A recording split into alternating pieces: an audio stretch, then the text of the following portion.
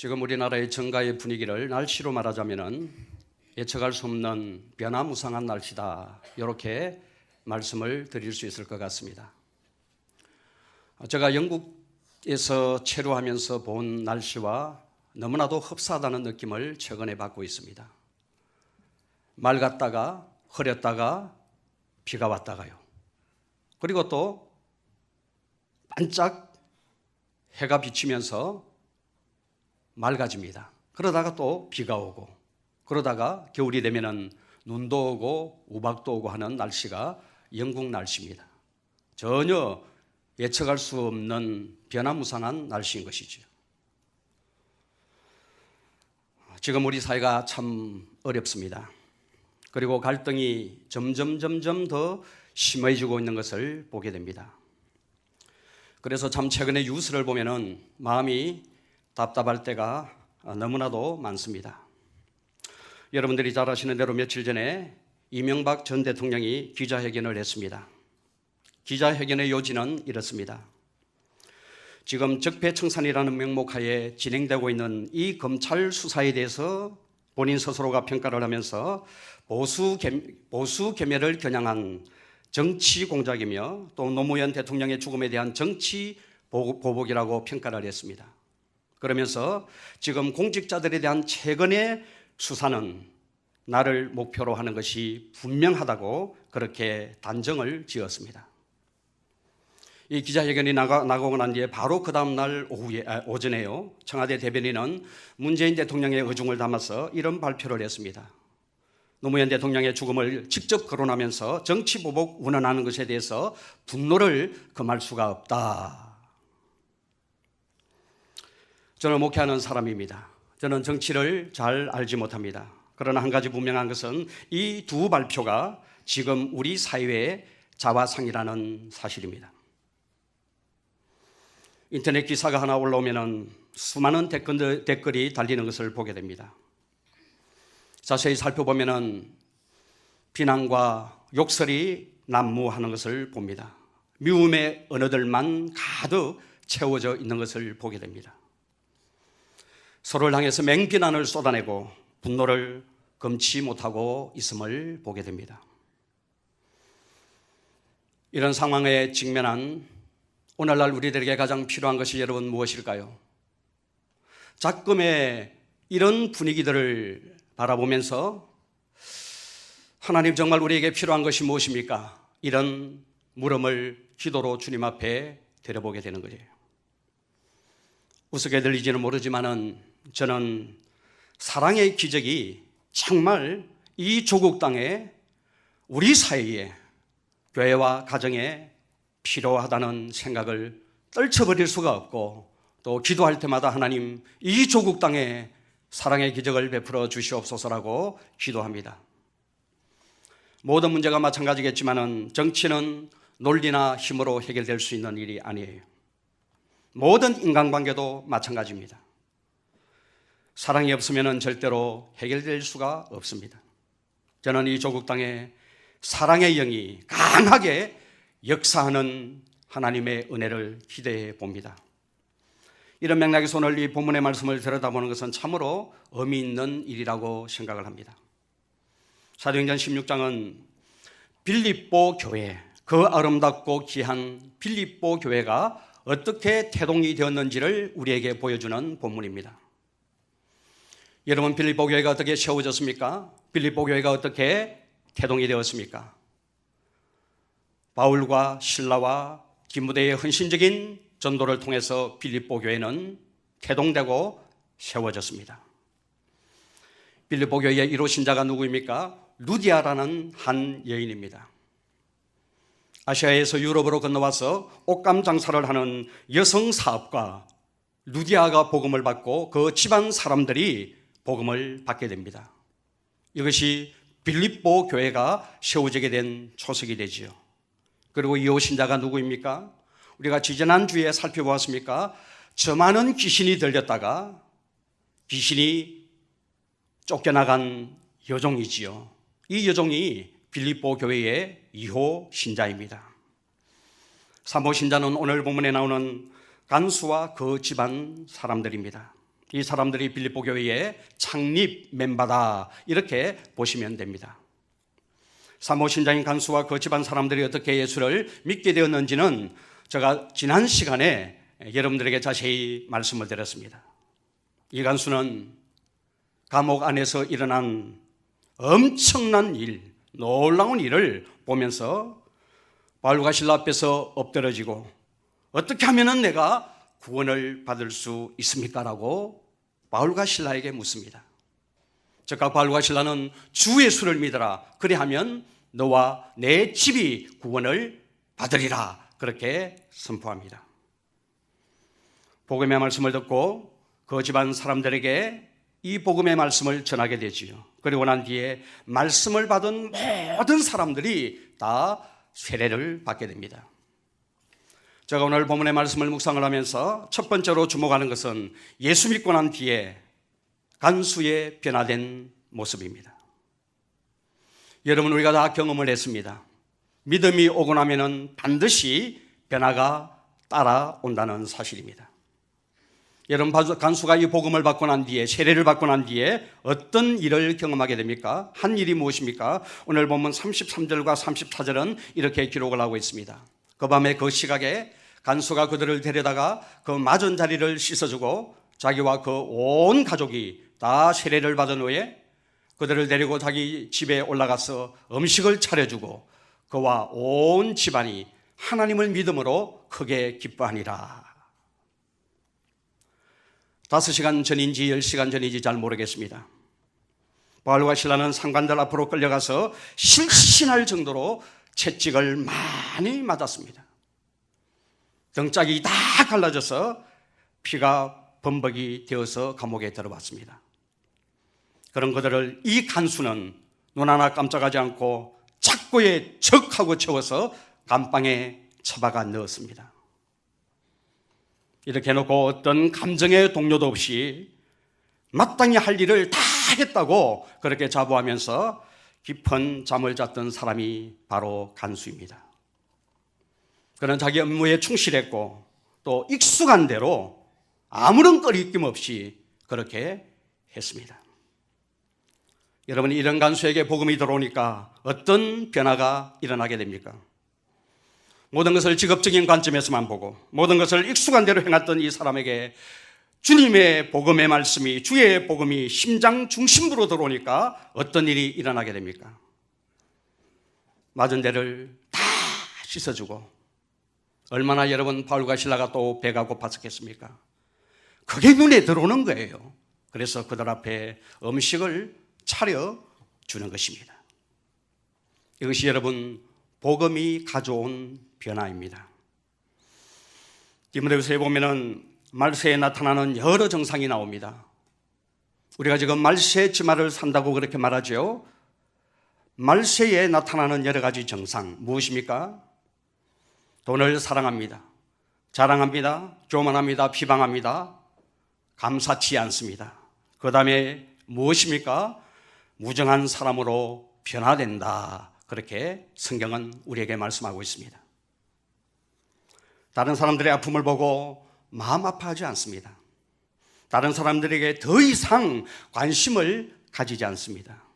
여러분, 살기는 얼마나 좋아졌습니까? 살기는 좋아졌는데 남들에게 눈 돌릴 여유는 더 많아졌는데 사람들은 너무나도 무정한 것을 보게 됩니다. 오직 나밖에 모르고 내 가족밖에 모릅니다. 냉소적이고 배타적입니다. 여러분, 이게 오늘날 우리의 삶의 모습입니다. 우리가 지금 직면하고 있는 사회적인 하나의 환경이라고 말씀드릴 수가 있습니다. 그런데 여러분, 놀라운 것이 무엇입니까?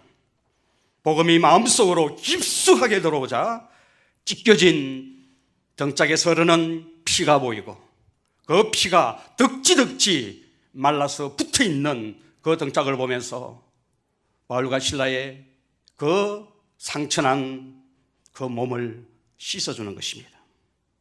또 그들을 데려다가 먹을 것을 주는 것입니다. 저는 오늘 이 본문의 말씀을 읽으면서 이것이 바로 복음이다 하는 것을 깨닫게 됩니다. 여러분, 사람들은 아무리 가르쳐도 이웃들의 아픔이 눈에 들어오지 않습니다. 아무리 말을 해보십시오. 관심을 두지 않습니다. 불쌍한 사람들을 우리 보듬읍시다. 가난한 자들에게 헌신적으로 섬깁시다. 가르치고 말해도 그것이 마음을 움직이지 않습니다. 여러분, 우리 주변에도 선하고 착한 사람들이 예수 믿지 않지만은 참으로 많습니다. 이웃의 아픔을 보고 눈물을 흘리면서 섬기는 사람들이 의외로 많이 있음을 우리는 봅니다. 그러나 여러분, 가까이 가서 한번 보십시오. 그들이 성도들이 하는 것처럼 하지 않습니다.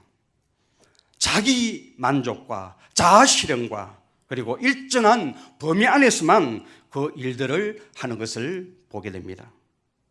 정말 상대방의 아픔을 내 아픔같이 아파하고 동정하며 진실하게 섬기는 사람은 이 땅에 저는 성도들밖에 없다고 생각을 합니다.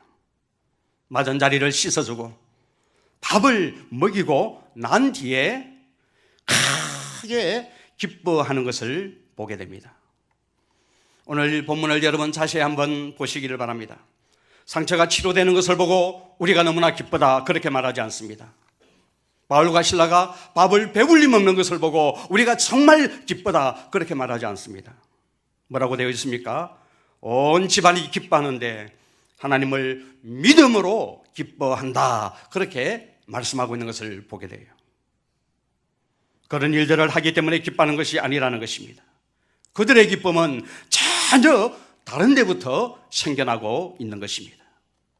하나님을 믿음에서 오는 그 기쁨 때문에 선한 일이 되어지게 되고 하나님을 믿는 그 기쁨이 마음속에 격동되니까 섬기는 일이 되어진다고 성경은 우리에게 말씀하고 있습니다. 사랑하는 성도 여러분, 우리에게도 주 예수를 정말 믿음으로 내 마음속에 끌 수 없는 이런 기쁨이 있고 그 기쁨 때문에 이런 일들이 진실하게 우리의 삶의 현장 가운데서 일어나고 있습니까? 상처난 곳을 정성껏 씻어주고 먹을 것을 공급해주는 일들이 우리의 삶 가운데서 일어나고 있느냐 하는 것입니다. 오늘날 교회는 양자 중에 하나인 것 같습니다. 선행과 구제를 해야 한다고 하면서 사람들을 몰아가는 것입니다. 그래서 밥도 퍼주고 밥도 해주면서 목산지 밥 퍼주는 사람인지 모를 정도로 평생에 이런 일을 하면서 살아가는 것입니다. 이렇게 하면 사람들이 너무나도 좋아하고 감동을 받습니다. 또 한쪽에서는 뭐 하고 있습니까? 밥 퍼주는 것이 대수냐? 그렇게 말하면서 아무것도 하지 않습니다. 이건 교회가 할 일이 아니지, 사회봉사단체에서 할 일이지, 그래서 밥 퍼주고 밥을 먹여주는 일을 하지 않는 것을 보게 됩니다. 오늘 이 간수는 패역한 세대를 살아가는 우리들에게 굉장히 중요한 메시지 하나를 던져준다고 저는 생각을 합니다. 그것이 여러분 무엇입니까? 우리가 주 예수를 믿기 때문에 우리의 영혼 속에 기쁨이 있고 그 기쁨 때문에 아무런 꺼리낌 없이 이웃에 대한 아픔과 고통을 안아줘야만이 그 사람이 진짜 복음을 아는 사람이고 그 사람이 진짜로 성도다 이렇게 불리울 수 있다는 사실을 우리에게 말씀하고 있는 것입니다. 저와 여러분들은 어떻습니까? 우리가 주님을 만난 후에 복음을 통과한 후에 이웃에 대한 지체들에 대한 태도가 정말로 달라졌습니까? 우리의 마음속에 정말 긍휼히 여기는 마음이 있습니까? 우리가 믿지 않을 때 눈에 들어오지 않았던 것들이 믿음이 온 후에 복음을 통과한 후에 눈에 들어오고 있습니까? 그렇다면 제대로 여러분들은 예수님을 믿고 따르고 있는 것입니다. 여러분, 복음의 핵심이 무엇입니까? 복음의 핵심은 나는 죽고 예수로 사는 것이 복음의 핵심입니다. 나는 죽고 예수로 산다는 말은 예수를 믿고 난 뒤에 나는 예수의 생명으로 산다는 말이고 예수의 심장으로 산다는 말이고 예수의 마음으로 산다는 말입니다. 그러므로 복음의 핵심은 사랑이고 섬김이고 희생인데 철저하게 자기 중심으로 산다면 아직까지 복음의 핵심을 붙잡지 못하고 있는 것입니다. 그러면서도 이게 문제구나, 내게 문제가 있구나, 이 문제를 의식을 느끼지 못한다면 여러분들의 영적인 상태는 심각한 상태에 있다 이렇게 진단을 할 수가 있습니다. 우리는 여러분 적극적으로 이웃의 아픔과 고통 안으로 들어가야 합니다. 여러분, 이것이 바로 진짜 복음을 경험한 것이고 이것이 바로 복음이라는 것입니다. 우리가 몸담고 있는 이 세상은 아무리 둘러봐도 무정한 세상인 것 같습니다.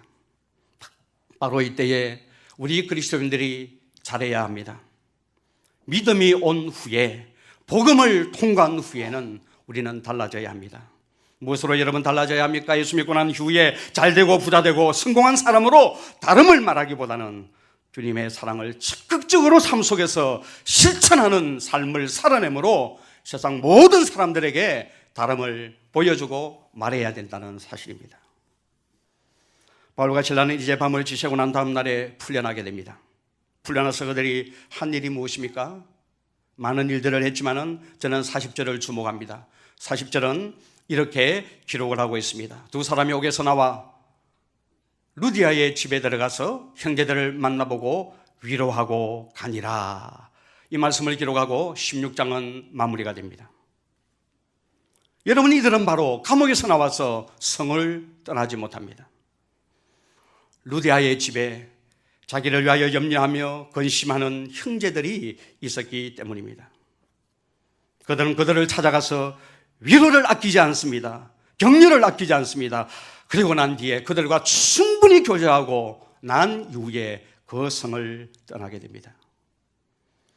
감옥에서 나와서 바로 이 성을 떠나지 못하고 루디아의 집에 찾아갔던 바울과 실라를 여러분들은 알고 계십니까? 왜 그렇게 합니까? 루디아의 집에 이미 주님의 교회가 세워져 있었기 때문에 그렇습니다. 바울이 빌립보 교회에 편지를 쓰면서 이렇게 말합니다. 빌립보서 1장 7절과 8절은 이렇게 기록을 하고 있습니다. 내가 너희 무리를 위하여 이와 같이 생각하는 것이 마땅하니 이는 너희가 내 마음에 있음이며 나의 명령과 복음을 변명함과 확정함에 너희가 다 나와 함께 은혜에 참여한 자가 됨이라. 내가 예수 그리스도의 심장으로 너희 무리를 얼마나 사모하는지 하나님이 내 증인이시니라. 얼마나 감동이 되는 말씀인지 모르겠습니다. 바울은 이 빌립보 교회를 지극히 사랑했습니다. 내가 너희를 얼마나 사랑하는지 하나님이 내 증인이 되신다, 이렇게 말할 정도로 이 교회를 사랑하며 사모하며 그리워합니다. 여러분, 이 교회가 어떤 교회입니까? 오늘 사도행전 16장 딱 한 장만 가지고 보면은 루디아가 마중물이 되어서 첫 성도가 됩니다. 그리고 여종이 더해지게 되고 간수와 그 집안 사람들이 더해지게 됩니다. 또 물론 더 많은 사람들이 있었을 것입니다. 루디아는 아시아 사람입니다. 아시아 사람인데 유럽으로 건너와서 옷감 장사를 했던 여성 사업가예요. 여종은 어떤 사람입니까? 먼 타국에서 노예로 팔려온 여자아이일 가능성이 많습니다. 그리고 이 간수는 누굽니까? 당시 대부분의 간수가 그랬던 것처럼 퇴역 군인으로서 로마 사람일 것이 분명합니다. 오늘 여러분이 빌립보 교회를 한번 보십시오. 아시아 사람과 로마 사람, 그리고 어디에서 온지 모르는 여종이 연합되어서 교회를 이루고 있는 것입니다.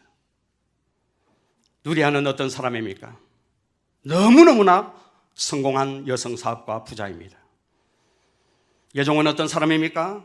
이런 한 푼도 없는 자기 자신조차도 자기가 아닌 불쌍한 종입니다. 이 간수는 누구입니까?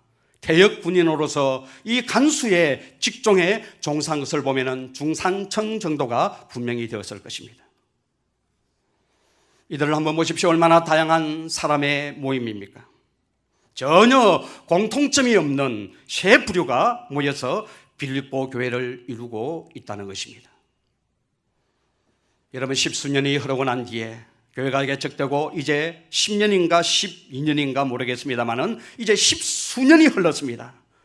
바울이 빌립보 교회에게 편지를 써지요. 로마의 차디찬 그 감옥에서 말입니다. 이 빌립보 교회를 떠올리면서 빌립보 교회를 향하여 뭐라고 말하는가 하면은 너희는 나의 기쁨이요 나의 멸류관이다, 그렇게 말하는 것을 봅니다. 바울에게 엄청난 자랑이 되었던 교회가 바로 빌립보 교회였습니다. 교회가 여러분 어떤 곳입니까? 다름이 하나 될 수 있는 곳이 바로 교회라는 것입니다. 빌립보 교회를 구성하는 초창기 멤버 세 사람은 달라도 너무너무 다른 사람들이었습니다. 국적도 다르고 빈부도 격차가 나고 신분도 다른 사람들이었습니다. 그럼에도 불구하고 하나 될 수 있는 유일한 공동체가 이 세상 가운데 있다면 그 공동체는 교회밖에 없다고 저는 확신을 가지고 말씀을 드립니다. 그리고 복음만이 그 일을 할 수 있다고 저는 믿습니다. 여러분, 어느 사회 어느 공동체를 보든지 배태와 끊임없는 한계를 극복하지 못하고 무력화되고 무너지는 것을 보게 됩니다. 그러나 교회는 너무너무 다른 요소를 가지고 있는 그런 상황 가운데서도 하나로 빚어내고 하나로 묶여지는 능력이 있다고 저는 믿습니다. 다양한 분들이 우리 교회 안에 모여 있습니다. 학력이 다르고 빈부가 다르고 지역이 다르고 신앙의 컬러와 성격은 또한 얼마나 다릅니까? 그럼에도 불구하고 이런 다양함들을 빚어서 하나 될 수 있는 공동체는 유일하게 교회밖에 없는 것입니다.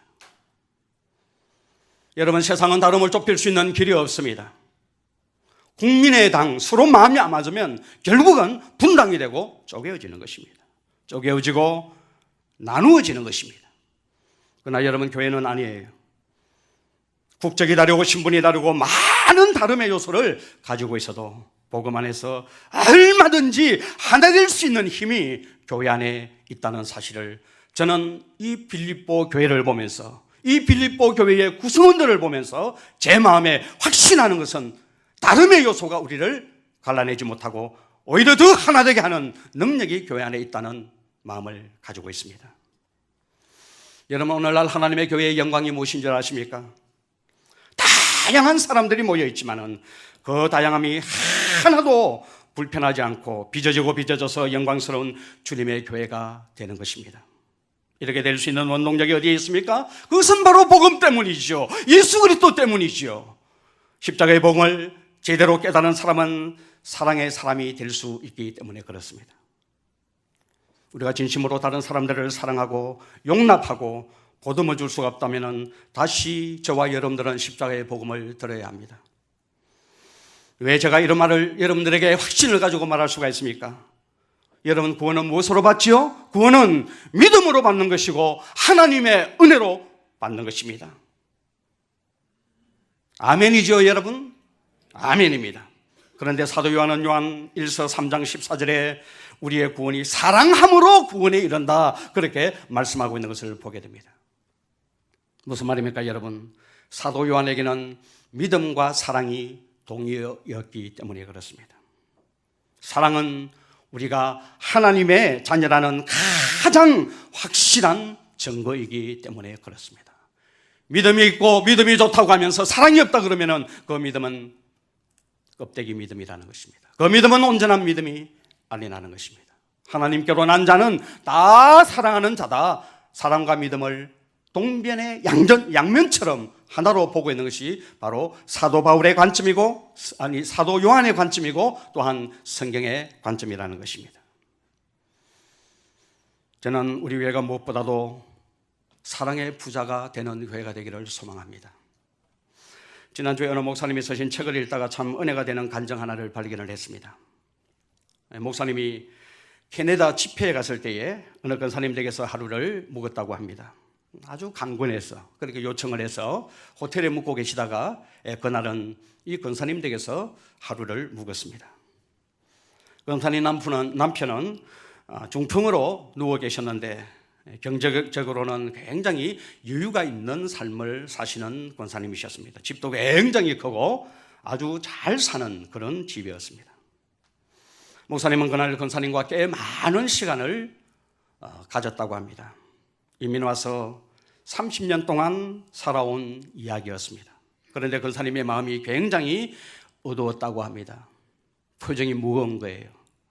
권사님이 가지고 있는 어려움 중에 하나가 등록해서 다니는 교회가 없다는 것입니다. 이민 온 지가 30년이 되었는데 등록해서 다니는 교회가 없다는 것입니다. 그 도시에 여러 한인교회가 있고 그 교회를 다녔지만 어느 교회에도 등록한 적이 없다는 것입니다. 그러면서 지나간 세월 동안 이 교회에서 받은 상처, 저 교회에서 받은 어려움들을 이야기를 했습니다. 은사도 참 많이 받고 은혜도 참 많이 받으신 분인데 어느 교회도 등록하지 못하고 있었던 것입니다. 이런 이야기를 들으면서 이 권사님에게 무슨 이야기를 해드려야 될지 고민이 되었다고 합니다. 그 짧은 그 순간에 하나님 앞에 묵상하면서 기도를 했다고 그래요. 하나님, 내가 뭔가 이렇게 도움을 드려야 되는데 내가 어떻게 도움을 드려야 됩니까? 그렇게 묵상하며 기도했더니 하나님께서 말씀 한 구절이 생각나도록 해 주셨습니다. 그 말씀은 바로 고린도전서 13장 13절이었습니다. 그런즉 믿음, 소망, 사랑, 이 세 가지는 항상 있을 것인데 그 중에 제일은 사랑이라. 그리고 권사님에게 질문을 했습니다. 권사님, 하나님이 권사님에게 한 가지 확인하라고 하셨습니다. 권사님 마음에 사랑이 제일이라고 믿으십니까? 이 질문을 받은 권사님은 굉장히 당황하고 있었습니다. 뭐라고 말을 하지 못하고 가만히 입을 다물고 계셨다고 합니다. 보니까 권사님 안에 괴로움이 있다는 사실을 발견을 했습니다. 목사님은 권사님 안에 심적인 고통이 성령의 역사임을 즉각적으로 깨닫고 권사님을 붙들고 간절히 기도를 했습니다. 하나님, 이 권사님의 마음속에 사랑이 제일이라고 믿어지게 하여 주시옵소서. 눈물을 흘리면서 그 상대방의 아픔과 고독과 외로움을 끌어안으면서 눈물을 흘리면서 사랑이 제일이라고 믿어지게 하여 주시옵소서. 그렇게 기도했더니 바로 그 기도 시간에 성령께서 강하게 역사를 해 주셨다는 것입니다.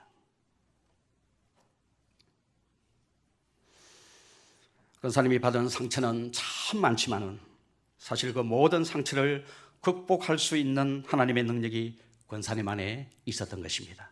여러분, 그것이 무엇입니까? 권사님을 향한 하나님의 사랑이었습니다. 그 사랑을 작동시키면은 상처, 아픔, 모든 문제 다 해결할 수 있었음에도 불구하고 그 사랑을 작동시키지 못하고 있었던 것입니다. 사랑이 말씀 그대로 제일이라는 사실을 믿지 못하고 있었던 것입니다. 지금 저와 여러분들이 난 사랑도 없고 인식하고 미워하는 사람이 너무 많아. 지금 이 마음을 가지고 가책하고 고통스러워하는 분이 계시다면 아직 여러분은 성령의 역사 아래 있는 분들이 분명합니다. 가책도 없고 고민도 없고 갈등도 없다면 그것은 이미 어떤 의미에서는 하나님이 버린 사람이라고 볼 수 있습니다. 난 왜 이렇게 사랑이 없어? 난 왜 이렇게 인식해? 나는 왜 이렇게 만나는 사람들마다 트러블이 있어? 이렇게 살아서는 안 되는데 이런 갈등이 여러분들의 마음속에 있다 그러면은 이것은 분명히 여러분들이 하나님의 관심과 성령의 역사 안에 있다는 사실을 확신하셔도 됩니다. 물론 그 고통 속에 계속 사는 것은 여러분 어리석은 일입니다. 언제까지 여러분 문제를 그대로 안고 가책을 느끼며 살겠습니까? 그건 어리석음이요 바보 같은 것입니다. 저와 여러분들은 정말 사랑을 제일로 여기고 계십니까? 믿음, 소망, 사랑 이 셋은 항상 있을 것인데 그 중에 제일은 사랑이라. 정말 여러분 사랑을 제일로 여기고 계십니까? 믿음이 온 후에 간수의 삶이 달라졌잖아요. 피로 럭진 갈라진 등짝이 보이기 시작하고 흙이진 배가 보입니다. 그래서 씻겨주고 먹여줍니다. 사랑 때문입니다. 빌립보 교회 너무 다른 것이 많습니다. 다 달라요. 국적도 다르고 사회적 지위도 다르고 빈부도 다르고 그럼에도 불구하고 하나 될 수 있었던 원동력은 다른 데서 온 것이 아니라 바로 사랑 때문이라는 것입니다. 믿음이 오고 난 후에 진실한 성도의 가장 특징적인 모습은 저는 사랑에서 찾는다. 그렇게 확신하면서 여러분들에게 말씀을 드릴 수가 있습니다. 여러분, 교회는 사랑으로 섬기고 치료하고 회복시키는 교회가 되어야 합니다. 우리는 무슨 일을 할 때 옳고 그름을 매우 중요하게 따집니다. 옳고 그름을 분명하게 하는 교회가 좋은 교회라고 생각하는 분들이 여기 제법 앉아 계실 것입니다. 저 역시도 그렇게 했으니까요. 그러나 여러분, 옳고 그런 것보다 더 중요한 일이 있습니다. 그것은 중심이 예수 그리스도에게 있는가 하는 것입니다. 예수님의 중심의 생각을 하는 것입니다. 그것이 무엇입니까, 여러분? 그것은 바로 사랑입니다. 허물이 있고 연약함이 있어도 사랑의 눈을 가지고 바라보고 사랑의 그 마음을 가지고 보듬어주는 그 중심이 없이 옳고 그름의 원리를 가지고 만약에 판단하고 정죄하고 재단을 한다면 옳고 그름은 한 대상 한 공동체를 죽이는 도구밖에 될 수가 없다는 사실입니다. 예수를 믿고 영적인 눈이 열리면 옳고 그런 것을 분별하는 능력이 강해집니다. 그러나 만약 그 사람 안에 주님의 사랑이 없다면 그것 때문에 그 사람은 굉장히 무서운 사람이 되고 맙니다. 복음서에 나오는 바리새인들을 보십시오. 이들은 거의 완벽하게 종교 생활을 해내었던 사람들입니다. 하루에 3번 기도하고요, 금식하고 구제하고요, 심지어 조미료까지도 11조를 드렸던 사람들이 바로 바리새인들입니다. 그럼에도 불구하고 이상한 것은 우리 예수님으로부터 가장 많은 책망을 받았던 사람이 바로 바리새인들이다라는 사실입니다. 그 이유가 무엇일까요? 옳고 그런 것만 따졌지 사랑이 없었기 때문입니다. 사랑이 없으면 고린도전서 13장에 있는 말씀대로 모든 것이 다 꽝이 되는 것입니다. 온전케 할 수가 없습니다. 회복의 역사는 기대할 수가 없습니다. 미국에 사는 어느 집사님의 간증 한 편을 읽어드리는 것으로 오늘 설교를 마무리하겠습니다. 두 아들을 위해 미국으로 이민을 오는 과정에서 너무 많은 사기를 당했다. 돈을 다 잃고 끌려가서 몇 가지 맞았다. 억울해도 어디 가서 하소연할 데도 없고 속이 완전히 새까맣게 타버려 미움과 분노를 안고 하루하루를 살았다. 두 아들이 없었다면 견디기 힘든 시간이었다. 그럼에도 불구하고 두 아들의 성공을 위해 모든 것을 감내하면서 살았다. 그런데 믿었던 두 아들이 대학에 들어가지 못했다. 모든 의욕을 상실했다.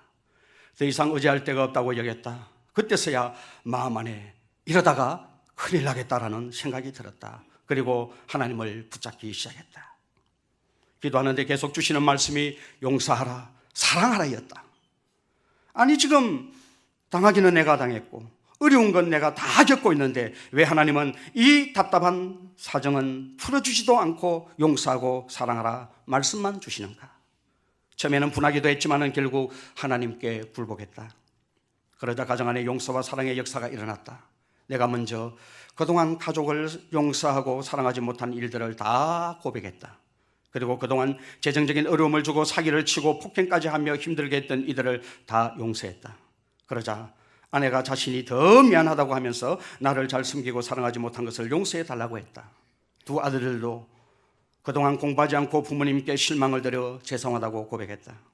온 가족이 서로 뜨겁게 회개하고 용서하고 사랑하자. 그때부터 가정 분위기가 달라지기 시작했다. 무엇보다도 대학에 들어갈 나이가 지난 두 아들이 다시 마음을 다잡고 공부하기 시작했다. 마침내 두 아들은 대학에 들어갔고 어느새 졸업반이 되었다. 진작 이렇게 마음을 정리했다면 돈을 잃어버렸을지라도 이렇게 오랫동안 우리 아이들이 고통을 겪지 않았을 텐데 모든 것이 다 내 잘못이다. 여러분, 그 집사님의 문제는 마음에 미움의 영이 있었던 것입니다.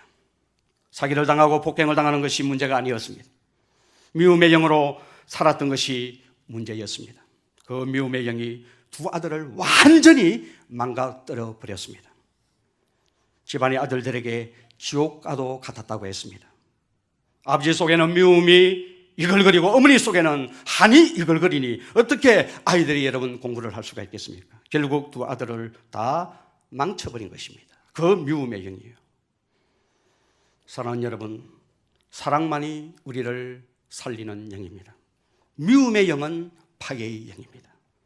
결국 미움의 영 때문에 죽어가는 것입니다. 미움의 영을 용납하면 다 죽습니다. 나도 죽고 남도 죽고 가족도 죽고 모두 다 죽습니다. 모든 것을 다 파괴시키는 것이 내 마음속에 드리워져 있는 이 미움의 영인 것입니다. 여러분, 사랑하는 것이 참 어렵습니다. 사랑하는 것이 어려운 것이지만 사랑만이 내가 사는 길이고 가족이 사는 길이고 우리 교회와 사회가 사는 길인 줄 믿습니다. 예수 믿는 사람은 사랑만 하면서 사는 사람입니다. 저는 우리 교회에 많은 연약함을 가지고 있고 제 역시도 제 자신을 바라보고 평가할 때 이렇게 연약한 목사를 한 교회에 18년 동안 목회하게 해주신 것은 내 안에 있는 무슨 실력이나 능력이 아니라 하나님의 긍휼하심의 은혜라고 저는 믿고 있습니다. 그래서 하나님 앞에 늘 감사함으로 나아갑니다. 연약함이 있지만은 저는 이 교회가 연약하기 때문에, 결핍이 있기 때문에 사랑만 하며 사는 교회가 되기를 소원합니다. 제가 여러분들에게 우리가 사는 이유는 두 가지라고 말씀을 드렸습니다. 우리가 왜 삽니까? 첫 번째는 복음 전도를 위해서 삽니다. 두 번째는 사랑만 하면서 사는 것입니다. 저는 가끔씩 병적으로 그런지 모르겠습니다만은 세상 떠날 그때를 한번 생각해 봅니다. 자녀들을 이렇게 앞에 앉혀놓고 혹은 우리 성도님들의 목전에서 세상을 떠날 때 자녀들에게, 우리 성도님들에게 단 한 가지 말을 할 수가 있다면 사랑만 하며 살게 하신 하나님을 찬양합니다. 이런 것을 유언으로 말하고 주님 앞으로 갔으면 좋겠다는 생각을 가집니다. 여러분, 사랑 있는 곳에는 마귀의 역사는 무력화됩니다. 예수 믿는 것은 십자가와 함께 나는 죽고 예수로 사는 것입니다. 예수의 영으로 사는 것이고 예수의 사랑으로 사는 것이고 예수의 마음으로 사는 것입니다. 내가 죽었다는 확신을 가지고 내가 이제는 예수로 산다는 이 확신 가운데 삶을 살아낸다면 저는 확신합니다. 하나님께서 여러분들의 심령 속에 사랑을 물붓듯 부어주시게 될 줄로 믿습니다. 올 한 해 사랑만 하며 사는 하나님의 사람들이 되기를 주님의 이름으로 축원합니다. 특별히 나눔이 있고 정죄가 있고 아픔이 있는 이런 교회 안에서 적어도 우리 마산유로교회만은 사랑만 하며 사는 그런 교회가 되기를 주 이름으로 축원을 드립니다.